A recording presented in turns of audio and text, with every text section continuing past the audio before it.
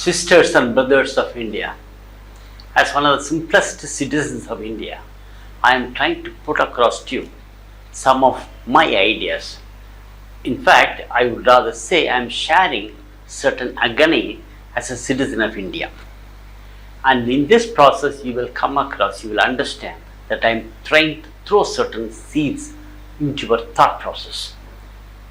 We all know that India has won the freedom with enormous struggle. Great leaders worked hard and they shed the tears and blood. Not one or two, hundreds and thousands of them died, even though it was a non-violent efforts. After so many years of struggle, we had won a total independence, and India is independent republic, democratic republic of India is 75 years old at least. In all these years, we have been able to elect certain kind of representative to the state legislature and also to the parliament, and they have been doing whatever best they can. Now, if you take a look back, if I try to just take the overall view of what has been done so far, two things will certainly strike your attention.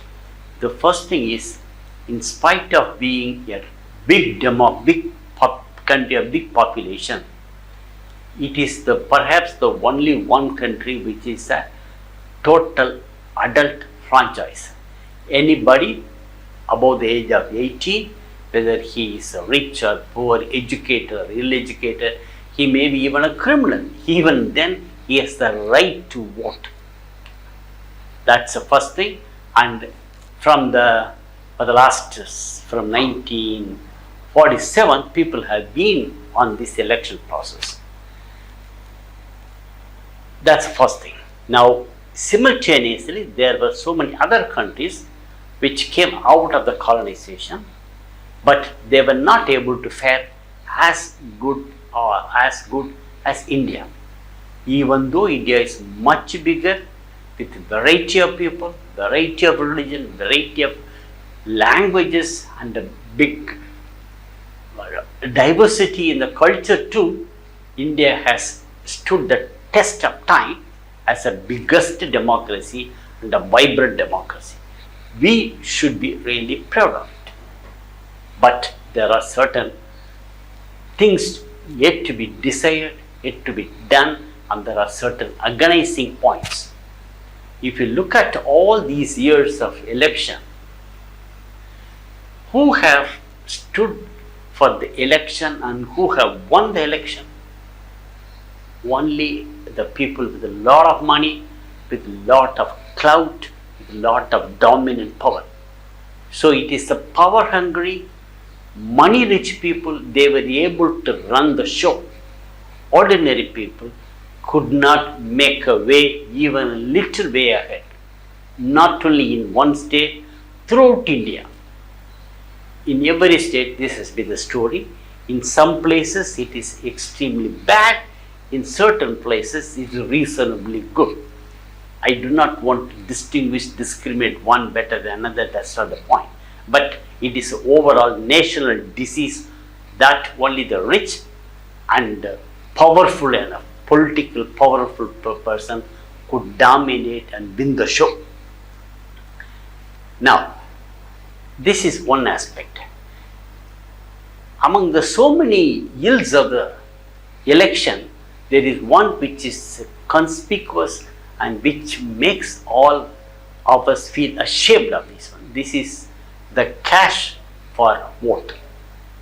What it means is, in some states, people are given certain lump sum of money during the election process. It may be 1,000 rupees, 2,000 rupees, 5,000 rupees, depending upon the situation. And the voters are practically bought to vote for him. This is something totally nauseating situation. The voters are voters were losing their dignity. Everybody knew this one, but there was no solution. Everybody looked aside, turned their heads away, even though everybody knew that it was a very horrible, miserable situation. Now, I am trying to come back and appeal to you, and I want to put a seed into your head, seed into your thought process, saying that we have a rare occasion to transform.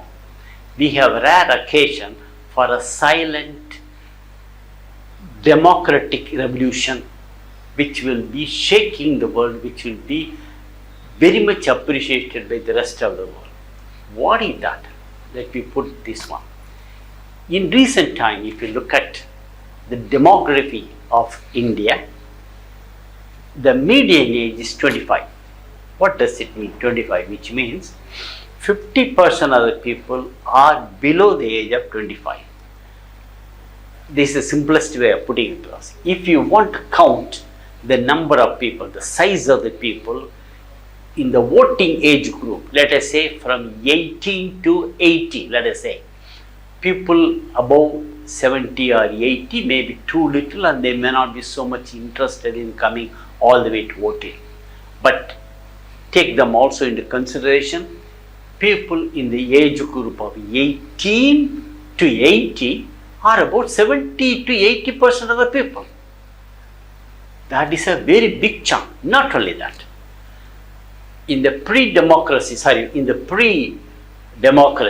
that is during the colonial period under the British regime, when they left in 1947, the literacy was only 12%. Now, in 2018, the statistics say it is about 75%, which means over these years, India has improved the literacy 7 times, which is really impressive. That was a story, that was a statistics in 2018. Now we are in 2023. It may be somewhere around 82 or 85. I don't know. But don't bother anything. That's not very important. In any case, what is important is about 75% of the voting population is well educated. That's a point which I want to drive home now. I repeat. About 75% of the voting population is very reasonably educated. They are aware of what is happening around them. They could understand, they could read and write and communicate. That is the crux of the point. Not only that.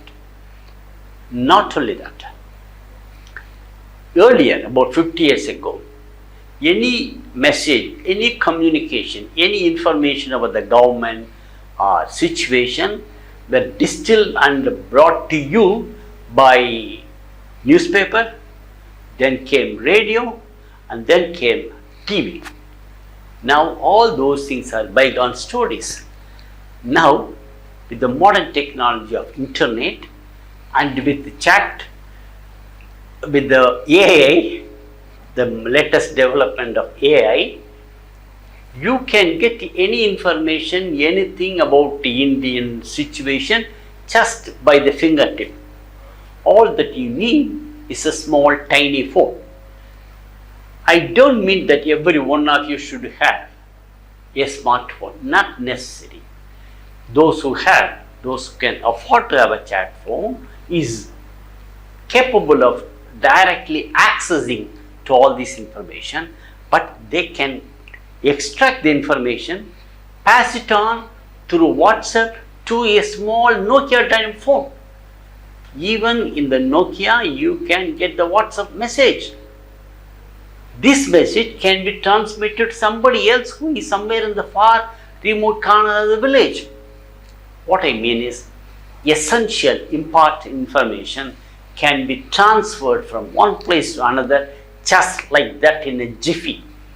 It may be, I can even say it will be moving in the velocity or the speed of light these days. This is not a joke. This is not a story. This is what happened in 2000, approximately around 2000, during the Spring Revolution, even in a very dominant, even in the dictatorial countries like Tunisia, Algeria, Libya, Egypt, democratic values could blossom up because of the education, because of the communication, because of the educated people who want to liberate their country from the clutches of the monarchs or the dictators. It was the young Turks, we must say, they liberated. They were ready to sacrifice and they were able to communicate, so they were able to gather momentum. It is like an avalanche. Remember, it is like an avalanche which carried the strength of the liberators. Now, in 2024, we are going to have an election, parliament election. Subsequently, you will have another state election, 25, 26, 27, like that. Now, in all these elections, who are going to be the determining factors? It is the 75% of the total population who will be in the age group of 18 to 80, who are all well educated and who are all capable of communicating ideas from one place to another place. This is the enormous strength. They are all qualified warriors of modern Indian democracy. They are going to liberate, I repeat, these are the strong warriors who are going to liberate India from the clutches of the power-hungry, moneyed people who are dominating, who have been dominating Indian scenario. How do we do that one? The first thing is this. I give you 5 steps, simple and straightforward, which anybody can understand, which anybody can practice. First thing, whenever there is an election, make it as a shul, make it a point. It is your democratic duty to go and vote for whatever candidate you like. That's the first thing. First step. Second step, don't ever accept any money, even a bit of favor. Even if they want to take you by bite, don't accept it.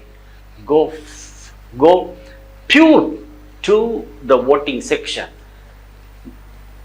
Don't expect any money, don't demand any money, don't accept any money.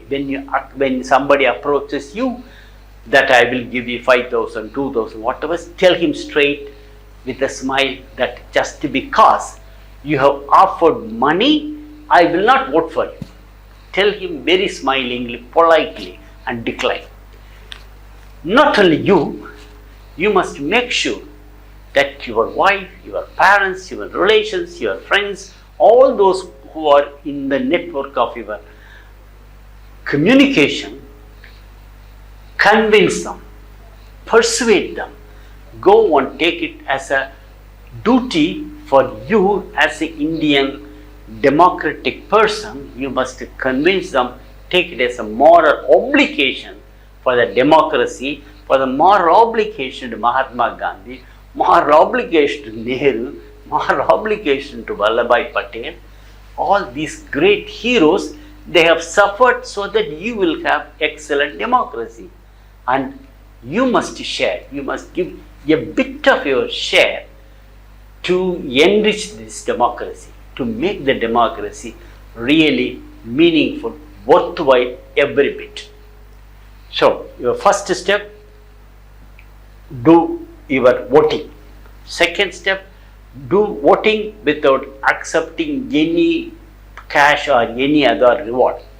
Third one, you must make sure that everybody that you come to know that you are in the circle, do this one, persuade them, take it as a mission or of your democratic values at least for a few months.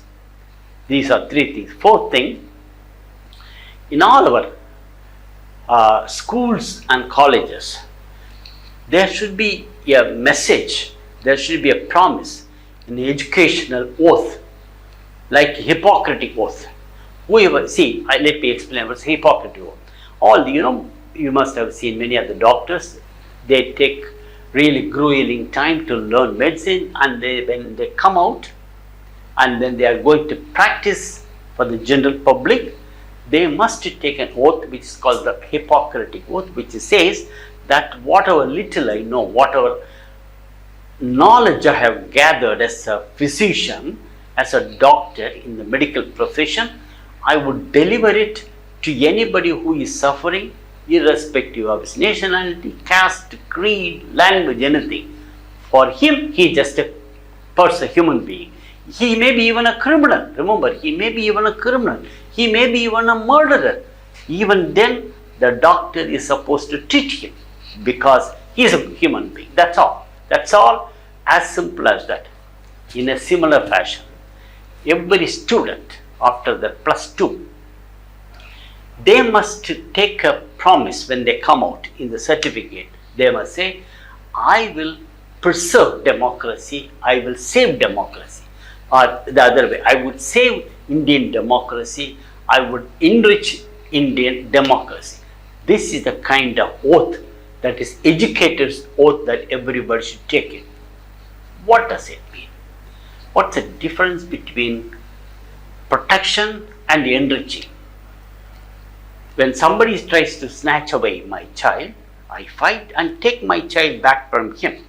So this is the protection. This is what every mother, every father would do. What is enriching is, in addition to what I do for protecting him from the thieves or child snatchers or from the disease, I must give him a good education, good food and good culture, good thoughts. Everything should be properly fed into his mind and body, so he blossom into a total full-fledged human being. This is called enrichment. In a similar fashion, first step, you must save democracy. Second step, you must enrich this Indian democracy. This is the moral duty of every Indian who are educated, who are enjoying the benefit of the freedom movement which kicked away the white people. The white people have gone, now we are under the slavery of rich people and the power-hungry people who are playing a very dominant role, and they move the coins, they move the pawns in our Indian democracy. You must try to come out of this one. So these are the ways which I have told you. Imagine a constituency in any part of India. Typically, the number of voters are about 2 lakhs. Imagine the candidate gives about 1,000 rupees as a cash for vote. This is the minimum price now, which I came to know, the minimum offer they do. Then he would have spent about 20 crore within a time period of a month or so. Now, once he has spent 20 crore, do you think he will just keep quiet and he will be happy with being an MLA, going and fighting for your cause? No. He will go to the assembly or he will be a part of the government and try to reap 200 crore by some way or another, by another illegal way. And where did he get that 200 crore? That is the money which you have paid, the money which I have paid. That means he is robbing your own money after paying only 1,000, and you have pledged your democratic values, democratic rights to him. Because of this one, you become an accomplice in a big robbery committed by your candidate. Let me repeat, accepting cash or any other favor for voting is an accomplishing. You become, by doing this one, you become an accomplice in a bigger crime committed by the candidate. It is a democratic crime and you will become an accomplice. You must come out of this cycle, this kind of vicious circle. The only way that can be done is you must be resolved not to accept it. When somebody comes with the money, you must tell him, just because you came, you will not get my vote. I would vote only for those who are free from any criminal record. You can choose anybody and you can choose any party, any candidate. It's up to you. Only thing is, the minimum condition is he can be of any party, any education, but he should not be a criminal. And all other things are okay. This may be a big surprise for you. Right now, in Indian Parliament or Indian legislators with so many states, most of them are educated up to +2 level. This is good, and there are graduates and there are people with a doctorate degree also. There are 1 or 2 from IIT. Now that means the education level of the elected members is reasonably good. But what is shocking is at least about 20 to 25% of the elected representatives in state legislature or in parliament are criminals. Criminals of loot, criminals of rape, criminals of narcotics, criminals of smugglery, criminals of murder. All these people somehow managed to creep into the legislature and they could not be kicked away. This is disastrous. Then India would be run by mafia. India would be making legislators by mafia because they will move the pawns, they will move the strings, they will pull the strings. Then we will be just puppets. This will be a very shameful situation. This should change. It can be changed. Remember, it can be changed only by you. All that you need to do is do not vote for any criminal with any kind of criminal record with the FIR. Okay. Yet another things I insist upon is the election commission should be made really strong as the Supreme Court these days. Election commission should be given sufficient autonomy, sufficient independence, sufficient machinery with the police force, detective force, so that they would be able to trace the cash for vote violation. Wherever there is a cash flow going to some place, whoever is being given, whatever is a candidate who has started giving money for vote, he must be caught, punished, and he must be debarred from the whole election process. Imagine that I write an examination for my BA degree. Suppose I carry bits and do more practice. The first time, second time, my examiner, my invigilator just would warn me, my principal will reprimand me. But if I keep doing this one, after few times I will be debarred from taking any examination. I cannot take a degree at all. Same thing should be done for convicted, continued criminals who offer money for any kind of election process. This can be done. Another important point which I want to re-emphasize is this, bring back to your mind is, most of those who had been elected so far have some way of manipulating, getting some money from somewhere. So they are fed up, they are fed in with a lot of money from some source. So they are money rich and power rich. Ordinary, well-educated, decent people, those who have got very good skill and knowledge in the politics or administration or in the justice, all those could not fight, could not contest in the election. Why?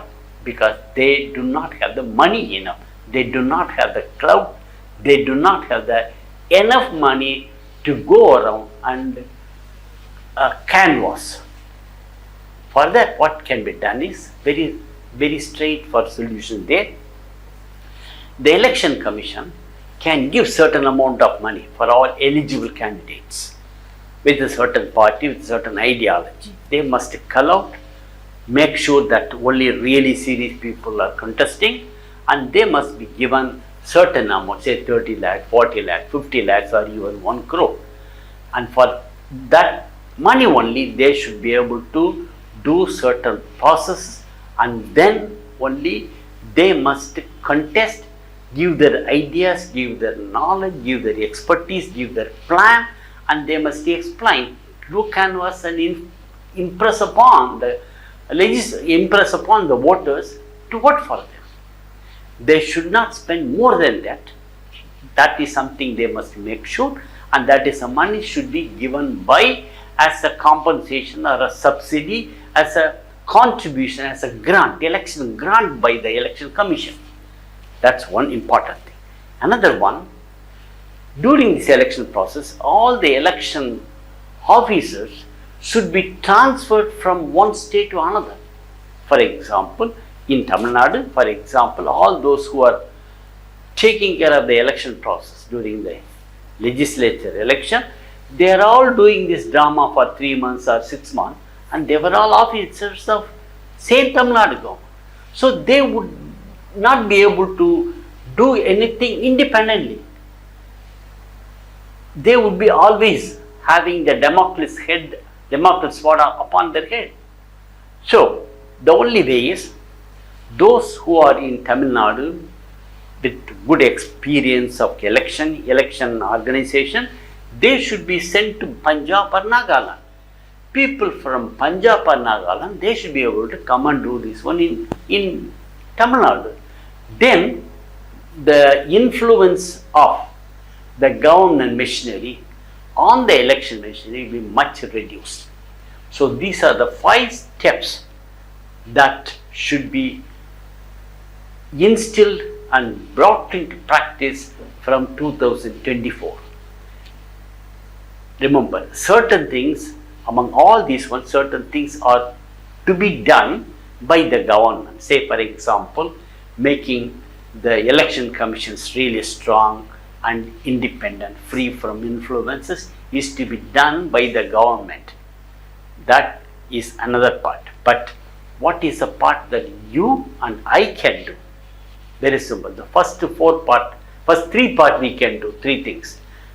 I will vote definitely with all my heart. I will choose the right type of person.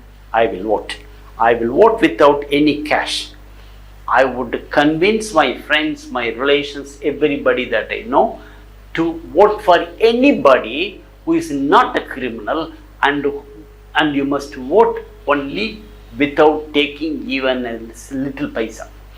So it should be a cash-free voting system in 2024 onwards, and it should be no chance, no opportunity for any power-hungry criminal. It should be a very fair election, and this election, this kind of quiet, soft, silent revolution can be done by the big chunk of educated people. You are educated by this society, by this democracy. You must be grateful to this Indian democracy, at least for few days, during which you must take it as your commitment to make this democracy a decent democracy. You must be able to enrich this democracy. You have been given democracy. Now it is your time to pay back your gratitude to this democratic values and enrich it. If you do all this one, in about few years, India will become a model for biggest democracy, and it is one of the finest democracy. This may be a kind of long dream. It's a big Indian dream. Very well, I accept it. This is the biggest Indian dream. For me, this is the biggest Indian dream. I do not dream that India should become a politically very strong. I do not dream that India should be the strongest nation in terms of arms or money power. It should be a very decent country with decent democratic values. You might think it is a kind of very backwards ideologies put across by a citizen of India. Now, remember, in 1920 or even 1900, when Gandhi and many other people started asking for Swarajya, Indian independence, many people laughed at him and many of others. But eventually, we were able to win independence and we had become a democratic republic. It was a dream of 100 years.